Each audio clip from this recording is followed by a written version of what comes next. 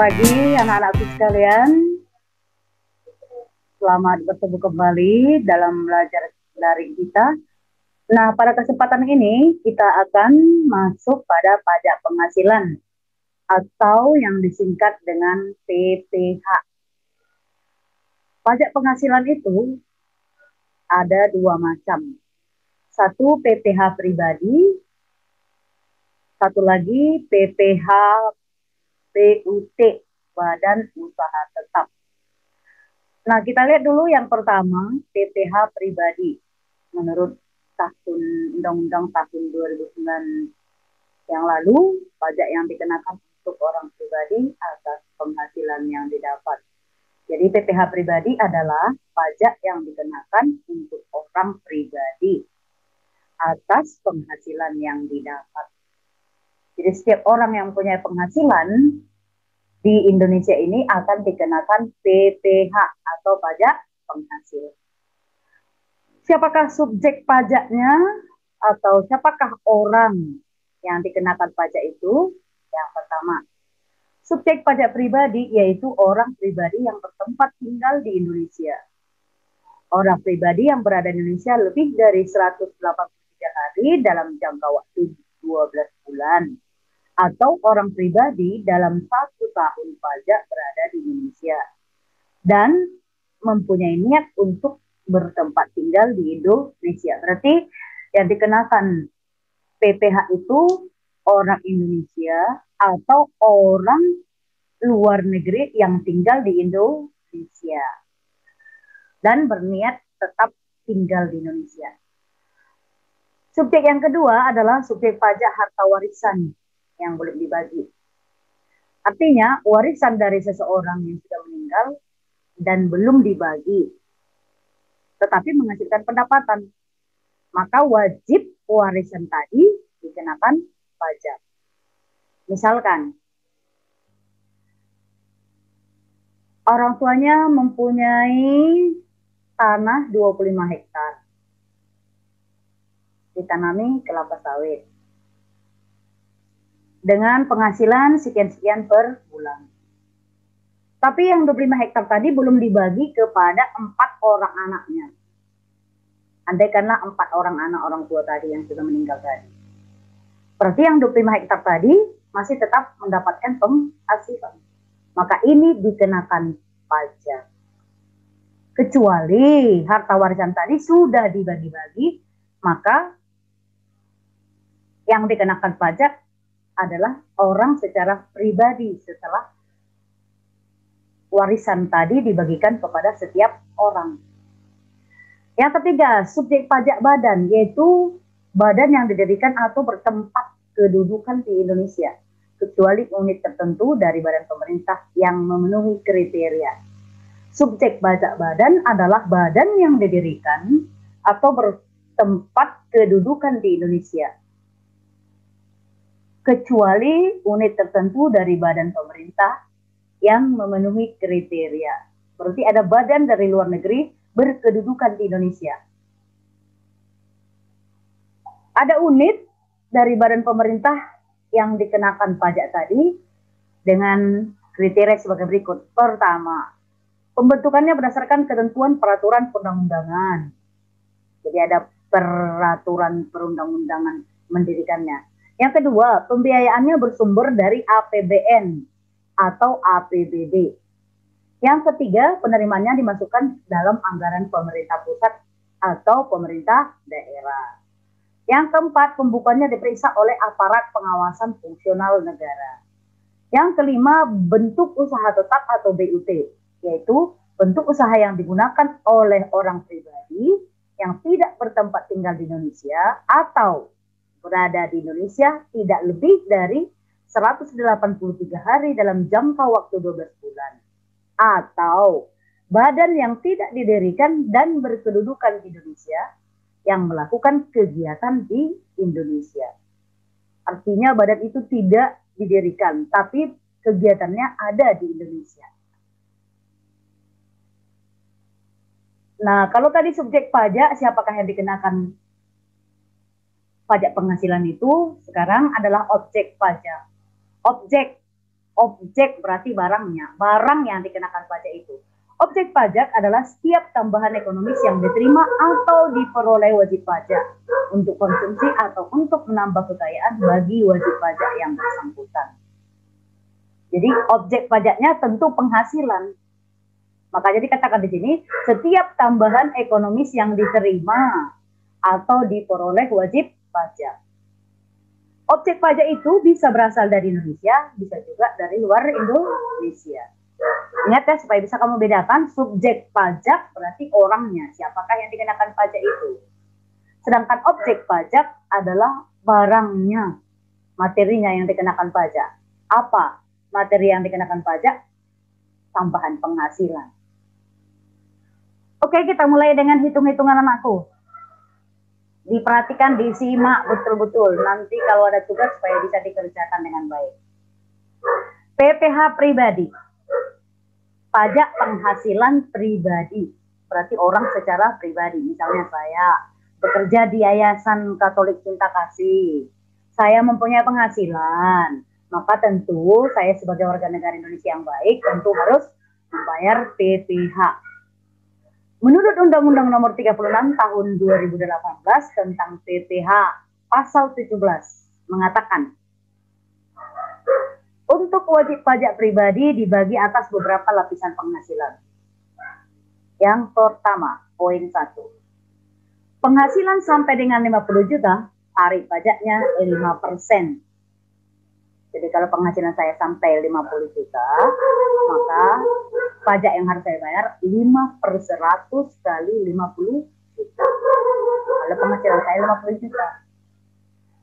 P. Penghasilan di atas 50 juta sampai 250 juta, tarifnya 15%. Berarti andaikan penghasilan saya 250 juta, berarti tarifnya 15/100 kali 250 juta.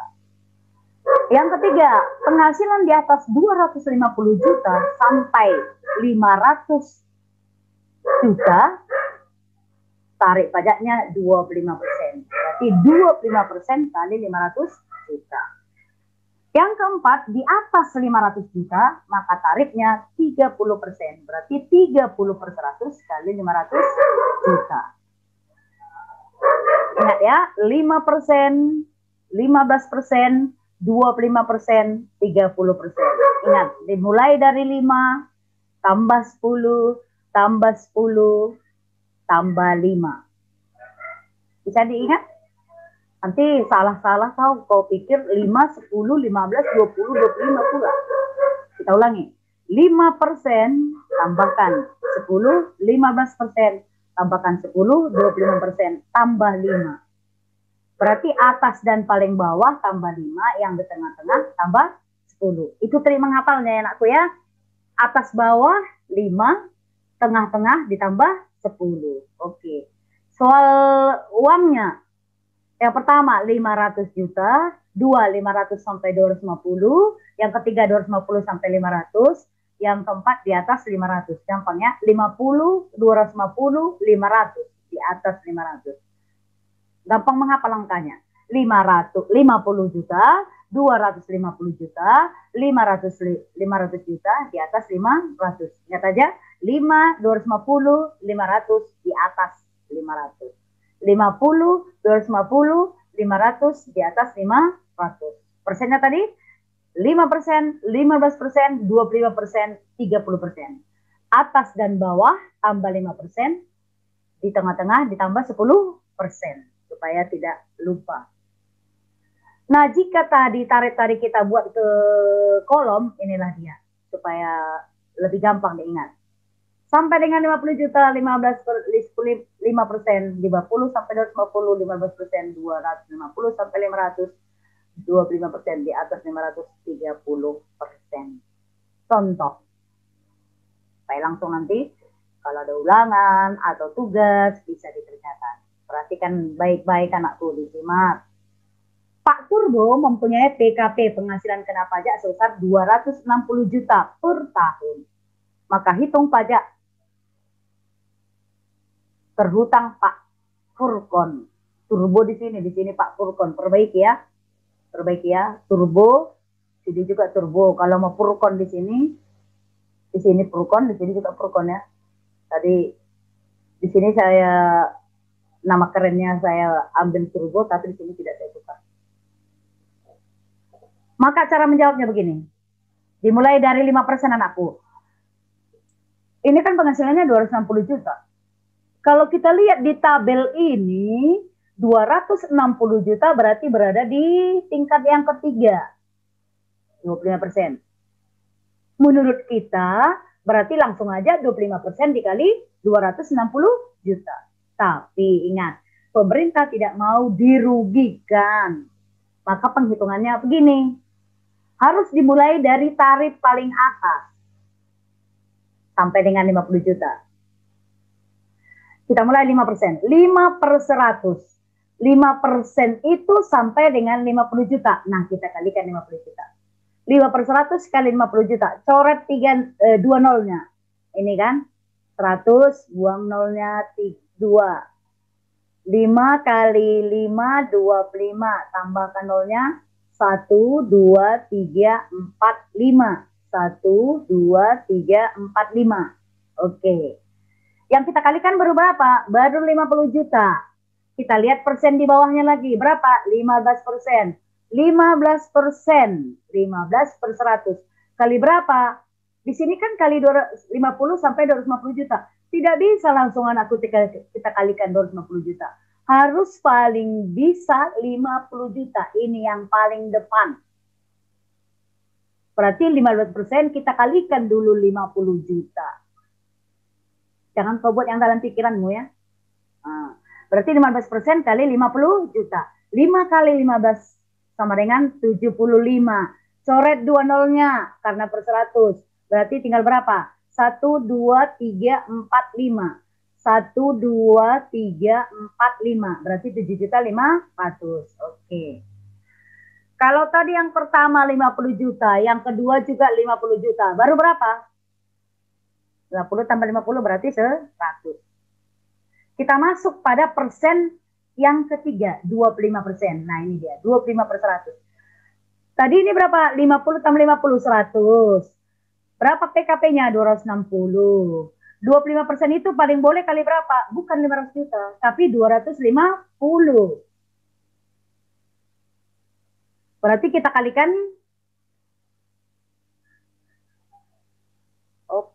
ada silap. Kalau ini tinggal 160, berarti 160 di sini anakku. Ini nanti kita perbaiki. Jadi ini tetap kali 15%. Kali 15%. Berarti 15% kali sisanya. Ini tadi 50 tambah 50, 100. Berarti sisanya 160. Berarti 15%. Nanti perbaiki ya. 15 kali 160 sama dengan ini, coret 2 nolnya, 25 kali 160, 2.400.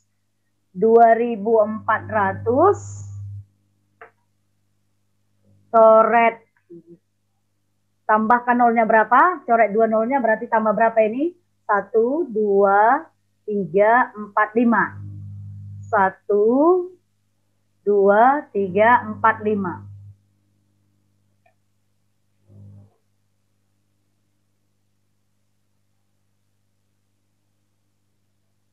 Bentar ya, 15 kali 160.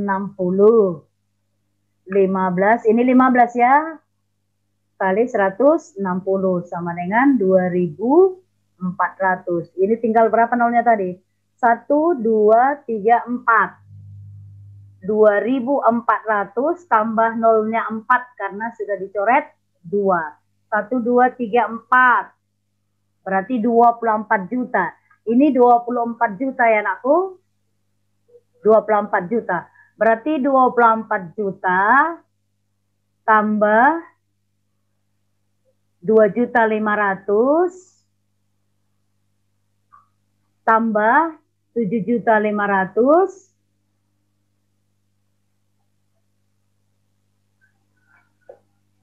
Sekali lagi, 25 kali 16 tadi 2.400, tambah 25 kali 160, 2.400, tambah nolnya 1, 2, 3, 4. Berarti 24 juta. 24 juta di sini berarti 0, tambah 1, 10, 4. Sini 2, 3. Berarti hasil akhirnya, sekali lagi, 24 juta di sini ya, 24. Ayo sama-sama kita. Diperiksa nanti kalau salah. 24 di sini. 2,5 tambah 7,5, 0. Tambah naik 1, 10. Ini tadi 4, 4. Berarti sini tadi 2 kan? 14 naik 1, berarti 3. Hasil terakhirnya 34 juta. Hasil terakhirnya 34 juta. Oke? Contoh yang kedua. Itu tadi kalau penghasilannya 260 juta. Tuan Bucin mempunyai penghasilan kena pajak sebesar 600 juta. Maka perhitungan pajaknya 5% kali 50, 2.500.000. 15% kali 50 juta, 750. Ini sudah 100 juta. Tadi 25% itu antara 250 sampai 500. Ini paling boleh kali yang di depan. Yang paling atas paling boleh kali 50, di bawahnya paling boleh kali 50, yang di bawahnya paling boleh kali 250, ini baru sisa. Jadi udah kita kalikan 5%, kalikan 15%, sekarang kita kalikan 250 juta. 25/100 kali 250 juta sama dengan 62.500.000. 100 tambah 250, 350. 350 sisa berapa? 250 lagi. Maka lanjut ke 30%. Ini kan urutannya persennya. Nah, 30% kali 250 juta sama dengan 75 juta. Jumlahkan lain. Hasil terakhirnya 147.500.000. Jadi jika Tuan Bucin memperoleh penghasilan 600 juta per tahun, dia harus membayar 147.500.000 kepada pemerintah. Jadi ingat urutannya 5, 5, 15, 25, 30. Sedangkan uangnya paling boleh yang di atas kali 50, yang di bawah paling boleh kali 50, di bawahnya paling boleh kali 250, yang paling bawah itu sisanya. Berapa lagi sisanya? Kalau ada pun 10 juta, maka dikalikan 30%.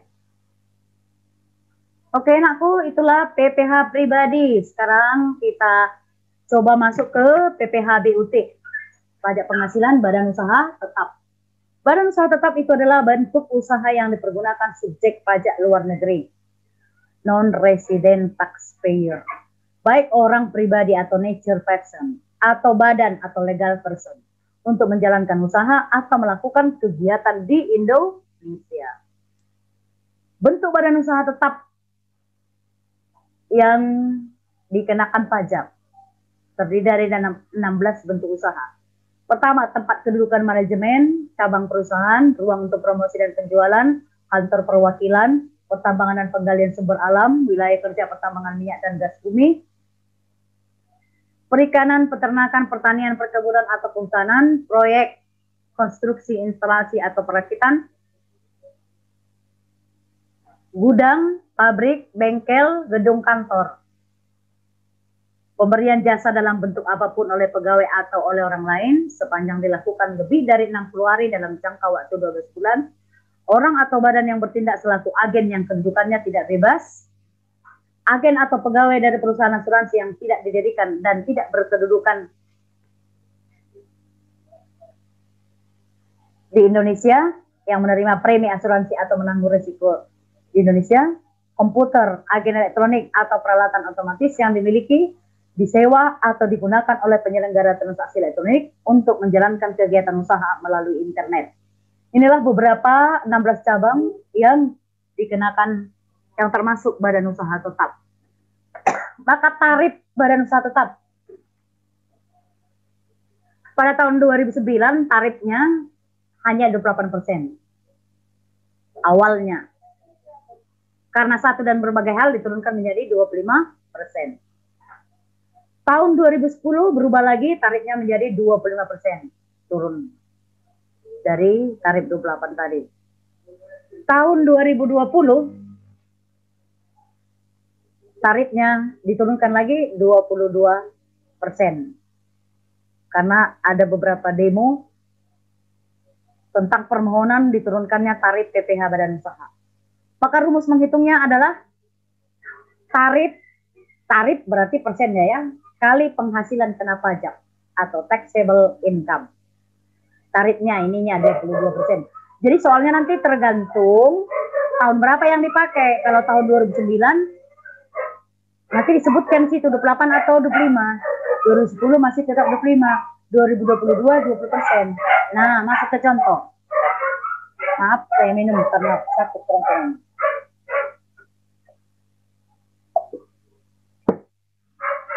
Jika Tuan Ganteng Maut memiliki penghasilan kena pajak tahun 2018. Nah, 2018 berarti diturunkan menjadi 25%. Sebesar 5 miliar. Hitunglah PPh yang harus dibayarnya. Maka PPh badan 25% kali 5 miliar sama dengan 1 miliar 250 juta. Gampang kan, tinggal pakaikan aja persennya. Gak susah kalau ini. Yang agak susah itu PPh pribadi tadi, karena ada tingkatan persennya. Kalau ini tergantung soalnya PPh tahun berapa yang dipakai. Oke, kita lanjut anakku dengan bea materai. Bea materai. Pernah nggak kenal materai? Di mana biasanya kita jumpai materai? Di surat-surat atau dokumen penting. Jadi bea materai itu adalah pajak yang dikenakan atas dokumen yang bersifat perdata dan dokumen yang digunakan di pengadilan. Jadi bea materai itu dapat kita temukan di kantor pos. Bisa kita cari di kantor pos yang bentuknya seperti perangko dulu, perangko. Kalau kamu ingat perangko.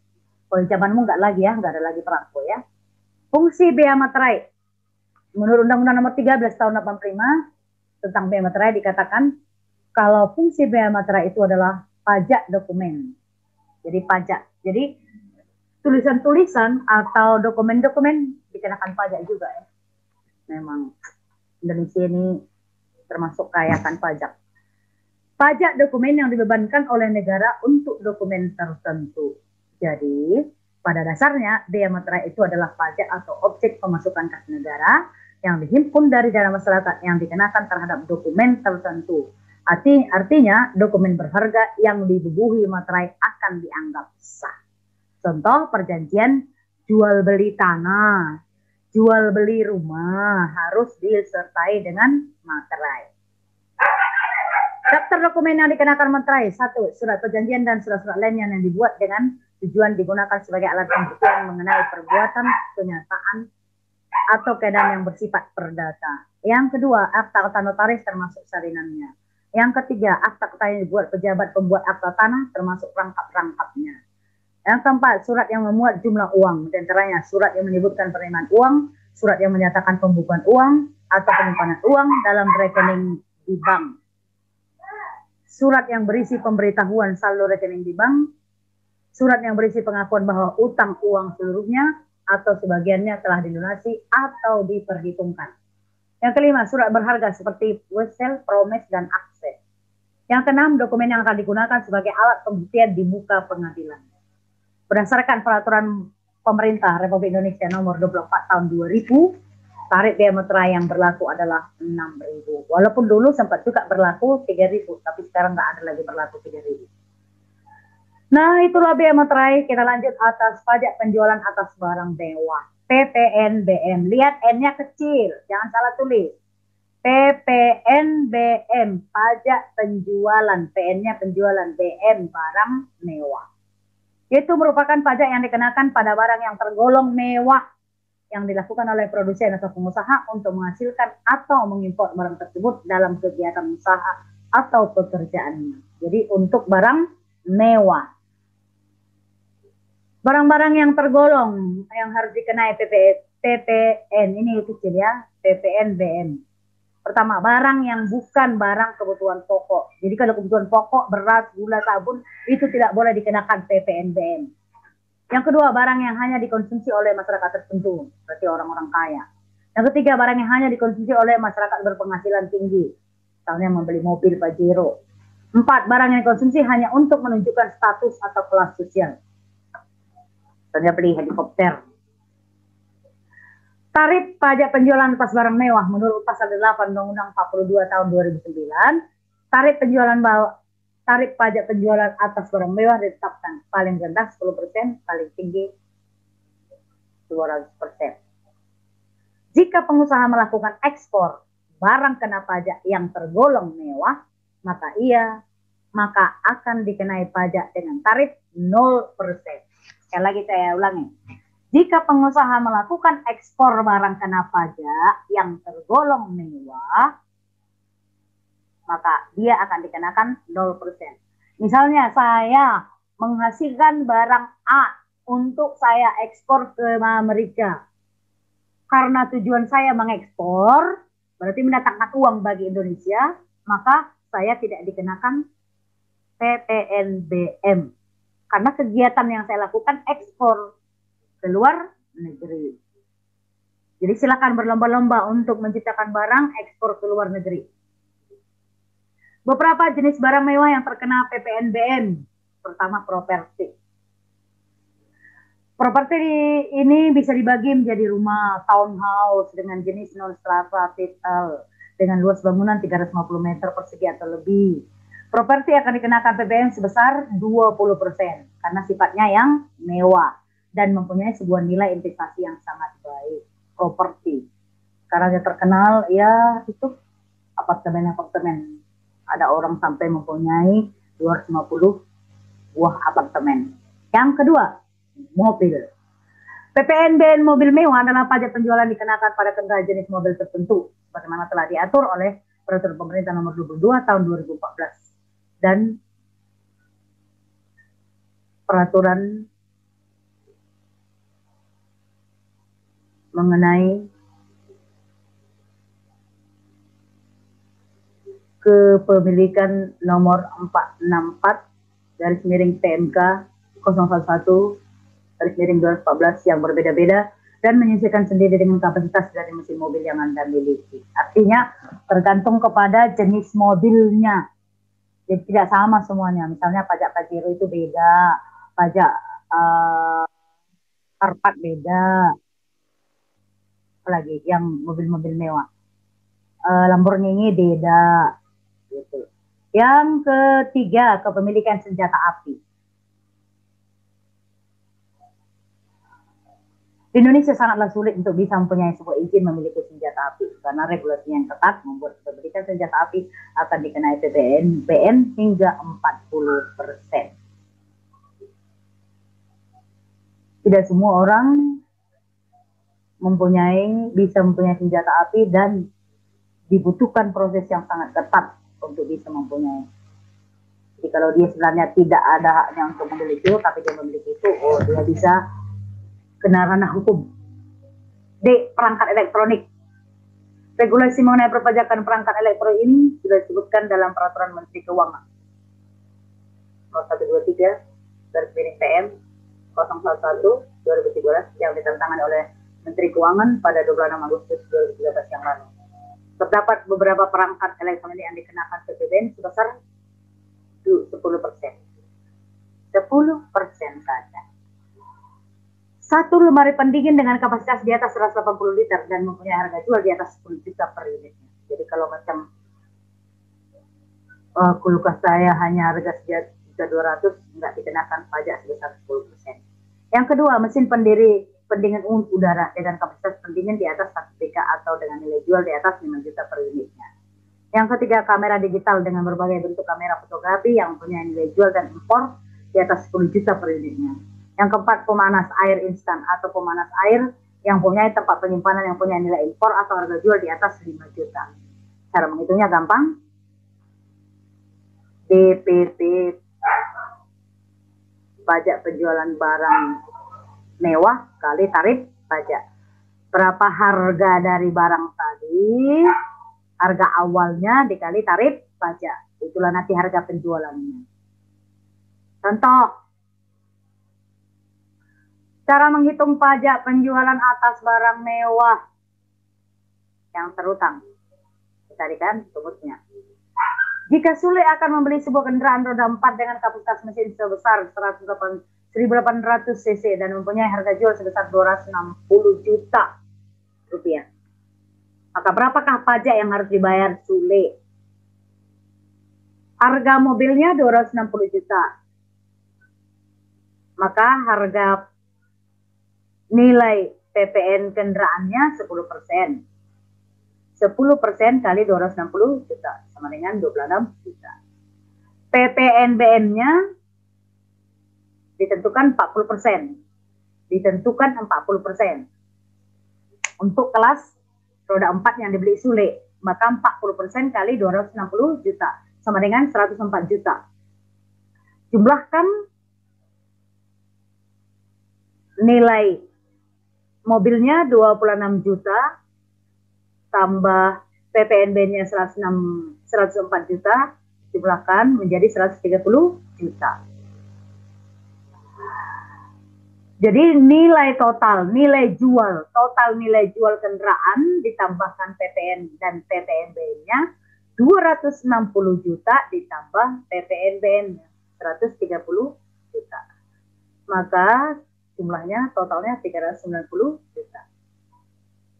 Berarti kalau harga awal mobil Sule itu 260 juta, PPNB-nya 40%, maka nanti mobilnya itu akan dijual 390 juta, tidak lagi 260 juta. Karena akan disetor kepada pemerintah berupa pajak 130 juta. Kesimpulan bahwa nilai total nilai jual dari kendaraan yang hendak kita beli adalah sebesar 390 juta apabila sudah ditambahkan dengan PPN dan PPNBM. Makanya kalau tidak mau membayar pajak sampai 130 juta, tak usah beli mobil mewah. Beli saja mobil yang sederhana. Oke, demikian. Sampai di situ yang kita bahas. Jadi PPH pribadi, BUT, Bea Materai, PPNBM. 4 materi kita hari ini semoga bisa dikuasai dan tidak terlalu susah. Maka di akhir materi kita ini kami memberikan tugas. 1. TP Mami Jaya selama tahun 2008 memperoleh laba bersih 250 juta. Maka hitunglah pajak yang harus dibayar. 2. Pak Perguso mempunyai PKP sebesar 350 juta. Maka hitunglah pajak yang harus dibayar. Ingat, CP itu berarti BUT. Pakailah tarif BUT. Karena ini 2008, lihatlah 2008. Ini pajak penghasilan, berarti pakailah tarif 5, 15, 25, 30. Ya, CP berarti badan usaha tetap. Yang ketiga, jika si Mamora Sister akan memberi sebuah kendaraan roda 4 dengan kapasitas mesin sebesar 1.800 cc dan punya harga jual sebesar 500 juta, maka hitunglah besarnya pajak yang harus dibayar. Jadi hitung dulu 10% kali 500 juta, 40% kali 500 juta, jumlahkan. Nah, tambahkan ke 500 juta, itulah nilai total atau harga jual dari mobil tadi. Oke? Kalau ada yang kurang jelas, boleh ditanyakan di WA ya. Nah, anakku disimak videonya karena tadi ada yang salah ketik. Disimak videonya yang sudah Mami perbaiki, silakan yang diperbaiki itu kamu catat. Tugas yang 3 biji ini supaya diselesaikan juga, kedua-duanya dikirim ke CR. Oke? Selamat belajar. Salam sehat dan stay at home.